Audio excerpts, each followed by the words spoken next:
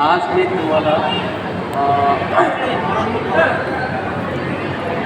जरी मी वर पक्षाकडनं असलो तरी वधू पक्षातील वधू पित्याची लग्न ठरल्यापासून चाललेली मनातली घालमेल मी शब्दात मांडण्याचा इतका प्रयत्न करतो. काही शब्द मागं पुढं झाले तर जरा सांभाळून घ्या. मुलीच्या पसंतीचा निरोप आला की बापाचं काळीज धडधडतं. मुलीच्या पसंतीचा निरोप आला की बापाचं काळीज धडधडतं. चिमणी घरटं सोडणार म्हणून ते आतल्या आत खूप रडतं. चिमणी घरटं सोडणार म्हणून ते आतल्या आत खूप रडतं.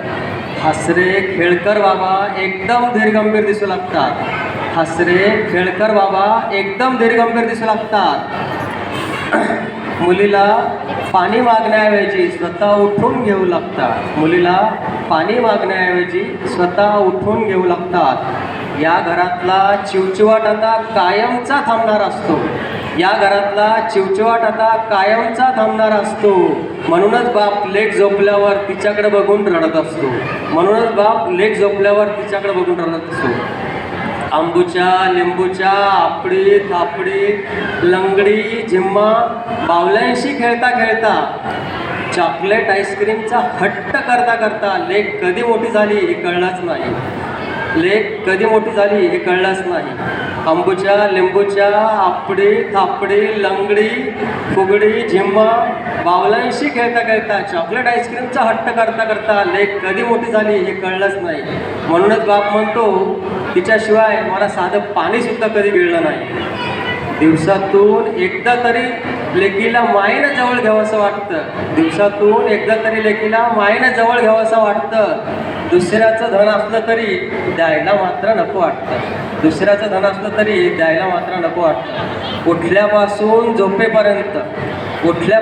झोपेपर्यंत लेक बापाचीच काळजी घेत असते. उठल्यापासून झोपेपर्यंत लेक बापाचीच काळजी घेत असते. एक ना एक दिवस जाणार म्हणून प्रत्येक मुलगी ही वडिलांची जरा जास्तच लाडाची असते. एक ना एक दिवस जाणार म्हणून प्रत्येक मुलगी ही वडिलांची जरा जास्तच लाडाची असते. मुलगी जाणार म्हटलं की बाप आतून तुटून जातो. मुलगी जाणार म्हटलं की बाप आतून तुटून जातो. काय झालं ते कळत नाही पण अचानक बैठकीतून उठून जातो. काय झालं ते कळत नाही पण बैठकीतून अचानक उठून जातो. इकडे तिकडे जाऊन बाबा गुपचूप डोळे पुसत असतात. इकडे तिकडे जाऊन बाबा गुपचूप डोळे पुसत असतात. माझ्या मुलीचं कल्याण झालं. माझ्या मुलीला पवनसारखा जावई मिळाला असं म्हणून पुन्हा बैठकीत येऊन हसत असतात. तिचा सारा जीवनपट आता क्षणाक्षणाला आठवतो. तिचा सारा जीवनपट आता क्षणाक्षणाला आठवतो. एक मिनिट.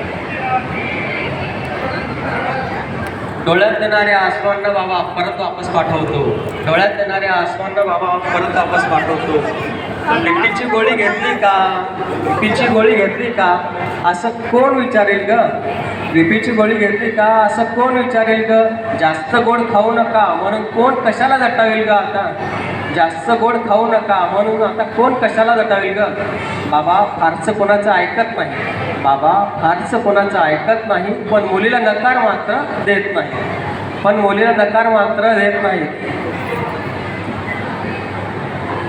एका अर्थानं मुलगी म्हणजे दुसरी आईच असते. पोटचा गोळा देणाऱ्याची कहाणी फार वेगळी असते.